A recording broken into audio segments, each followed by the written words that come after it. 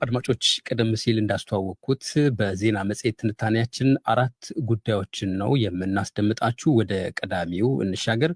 በትግራይ ክልል የሚንቀሳቀሱ ተቃዋሚ ፓርቲዎች የትግራይ ኃይሎች አባላት ሰሞኑን የጀመሩትን የተቃውሞ እንቅስቃሴ ሁሉም የማህበረሰብ ክፍል እንዲቀላቀል ሲሉ ጥሪ ማቅረባቸውን መጠየቃቸው ታውቋል።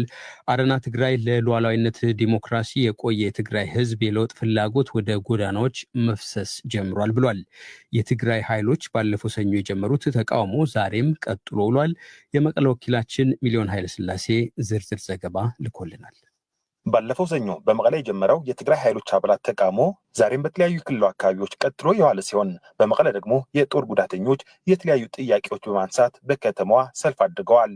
እነዚህ ሰሞኑን በትግራይ የተለያዩ አካባቢዎች መንገዶች በመዝጋት ጭምር ተቃውሞ እያደረጉ ያሉት የትግራይ ኃይሎች አባላት ከደሞዝና ጥቅማ ጥቅም ጥያቄዎች በዘለለ የለውጥና የማህበራዊ ፍትህ ፍላጎት ነው በማለት በትግራይ የሚንቀሳቀሱ ተቃዋሚ የፖለቲካ ፓርቲዎች ገልጸውታል።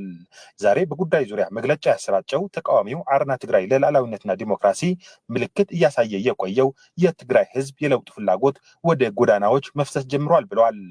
ከዚህ በፊት በተበታተነ መንገድ የተለያዩ የማህበረሰብ ክፍሎች ጥያቄዎቻቸውና ተቃውሟቸው ሲገልጹ ቆይቷል ያለው አረና ትግራይ ለሉዓላዊነትና ዲሞክራሲ በማሳየነትም የአስተዳደር መዋቅሮች በኃይል ከመቀየር ጋር በተያያዘ የነበረው ተቃውሞ፣ የጦር ጉዳተኞችና መለስ ታጋዮች ጥያቄ፣ መምህራንና አጠቃላይ መንግስት ሰራተኞች ከውዝፍ ክፍያ ጋር በተያያዘ የሚያቀርቡት ጥያቄ፣ ከወንጀሎች መበራከት ጋር በተያያዘ ያለው የህዝብ ቅሬታ በማሳየነት አቅርቧል።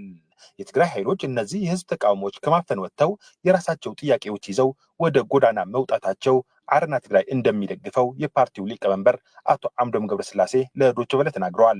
የትግራይ ሰራዊት የነበረውን ኮርና ከኮር በላይ የሚባሉ የህወሓት ደጋፊ አመራሮች ከዓላማው አውጥተው ሰራዊቱ ወደ 2 እንዲከፈል አድርገዋል።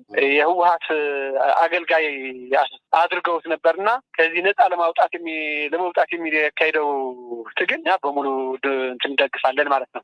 ምናልባት እዚህ ላይ ማንሳት ያለብን ከዚህ በፊት በትግራይ ያሉ የለውጥ እንቅስቃሴዎች ወይም የራስ አስተዳደር ሊሆን ይችላል የተለያዩ በህዝቡ ዘንድ የሚነሱ ተቃውሞዎች በማፈን ያው ይከሰስ ነበረ። የኃይል እናንተም ጨምሮ ይህን ታነሱ ነበረ። የለውጥ እንቅስቃሴዎች የአንድ ፓርቲ አገልጋይ በመሆን ሲያፍን ነበረ ይባላል እና አሁን ምን የተለየ ነገር ተፈጠረ ነው ይሄን ሁኔታ በዚህ ደረጃ ድጋፍ የሰጣችሁት?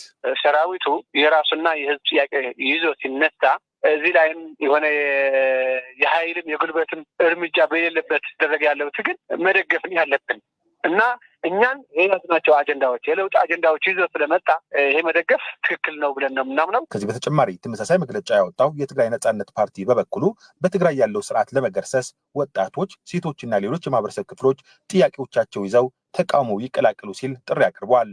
በትግራይ ኃይሎች እየተደረጉ ያሉ ተከታታይ ተቃውሞዎች ተከትሎ በክልሉ የሰውና የተሽከርካሪዎች እንቅስቃሴ ተስተጓጉሎ ሰንብቷል። ይህም ኢኮኖሚያዊና ማህበራዊ ጫና ፈጥሯል። የአረና ትግራይ ሊቀመንበር አቶ አምዶም ገብረስላሴ እንደሚሉት በትግራይ ኃይሎች አባላት ሰልፍ እየቀረቡ ያሉ አጀንዳዎች የመላው ህዝብ ጉዳዮች ስለሆኑ ፓርቲዎች፣ ሲቪክ ማህበራትና አጠቃላይ ለውጥ ፈላጊ ህዝብ ሊቀላቀላቸው ይገባል ብለዋል። ጦርነት በትግራይ ዳግም እንዲመጣ አንፈልግም፣ ሰራዊቱም ጦርነት አንፈልግም ብለዋል። ሰላም ነው የምንፈልገው ብለዋል። ስለዚህ የሰላም ጉዳይ